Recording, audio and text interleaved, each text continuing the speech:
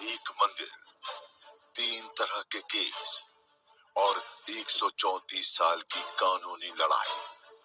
1885 से 2019 तक राम मंदिर विवाद से जुड़े 3 तरह के मामले अदालत पहुंचे।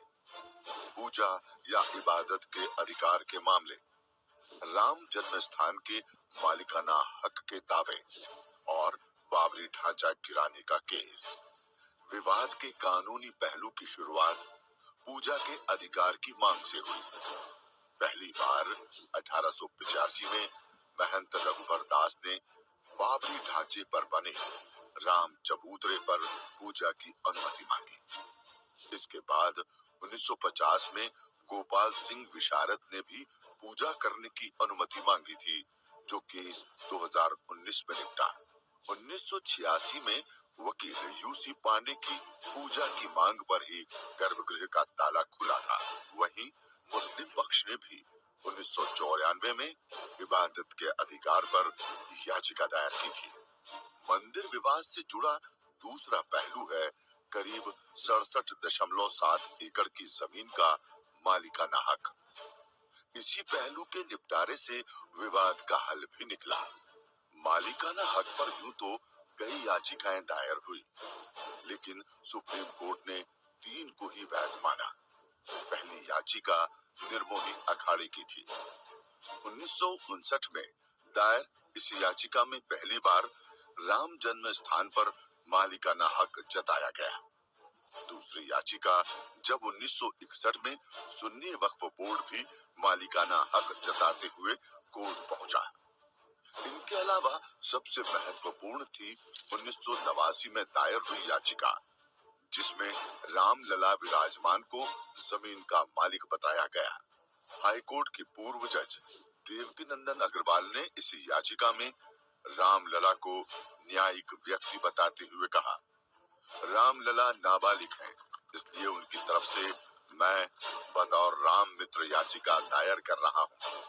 इसी आधार पर 2019 में अदालत ने रामलला को ही जमीन का असली मालिक माना। मगर सुप्रीम कोर्ट के इस फैसले तक पहुंचने की राह आसान नहीं थी। इलाहाबाद हाई कोर्ट में स्वामित्व विवाद पर सुनवाई 2002 में शुरू हुई और 2019 में सुप्रीम कोर्ट ने फैसला सुनाया। इन 17 सालों में एक बार इलाहाबाद हाई कोर्ट का फैसला पलटा गया, तो एक बार सीजेआई ने सुप्रीम कोर्ट की ही बेंच का फैसला पलट दिया। दरअसल 2010 में इलाहाबाद हाई कोर्ट ने विवादित जमीन को 3 हिस्सों में बांटने का फैसला सुनाया। निर्मोही अखाड़ा, सुन्नी वक्फ बोर्ड और रामलला विराजमान को एक हिस्सा दिया गया। फैसले से असहमत तीनों पक्ष सुप्रीम कोर्ट पहुंचे। सुप्रीम कोर्ट में भी सुनवाई खासी रोचक रही। पहले मामला 3 जजों की बेंच के पास गया। सुनवाई में देरी के चलते हिंदू पक्ष ने बड़ी बेंच की मांग की, लेकिन ये मांग 2018 में खारिज हो गई। लेकिन 2019 में तत्कालीन सीजेआई रंजन गोगोई ने सुप्रीम कोर्ट की ही बेंच का फैसला पलटते हुए 5 जजों की बेंच बना दी। जस्टिस यूयू ललित के बेंच से अलग होने के बाद 5 जजों की एक नई बेंच बनाई गई। इस बेंच ने मामला निपटाने के लिए मध्यस्थता कमेटी भी बनाई, लेकिन ये फेल हो गई। आखिरकार सुप्रीम कोर्ट में रोजाना सुनवाई शुरू हुई और 40 दिन में ही केस निपट गया। 9 नवंबर 2019 को सुप्रीम कोर्ट ने ऐतिहासिक फैसला सुनाया। राम मंदिर की कानूनी लड़ाई का तीसरा पहलू था बाबरी ढांचा केस। 6 दिसंबर 1992 को कार सेवकों ने बाबरी ढांचा गिराया था। इसके बाद दर्ज एफआईआर में भाजपा और विश्व हिंदू परिषद के कई नेताओं पर भीड़ को उकसाने के आरोप लगे। मामले की जांच के लिए लिब्राहन आयोग भी बनाया गया था।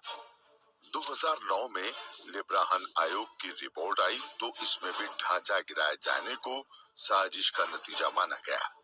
जांच सीबीआई को सौंपी गई तो कई साल इसी बहस में बीत गए कि मामले के आरोपियों पर साजिश की धारा लग सकती है या नहीं। आखिर में 2017 में सुप्रीम कोर्ट को दखल देना पड़ा। लंबी सुनवाई के बाद आखिरकार 30 अगस्त 2022 को सीबीआई कोर्ट ने आडवाणी, मुरली मनोहर जोशी और उमा भारती समेत इस केस के सभी आरोपियों को बरी कर दिया। तो ये थी राम मंदिर विवाद की कानूनी यात्रा। राम जन्मभूमि का इतिहास के अगले एपिसोड में जानेंगे राम मंदिर विवाद की वजह से लाइमलाइट में रहे खास चेहरों के बारे में। जुड़े रहिए दैनिक भास्कर ऐप पर।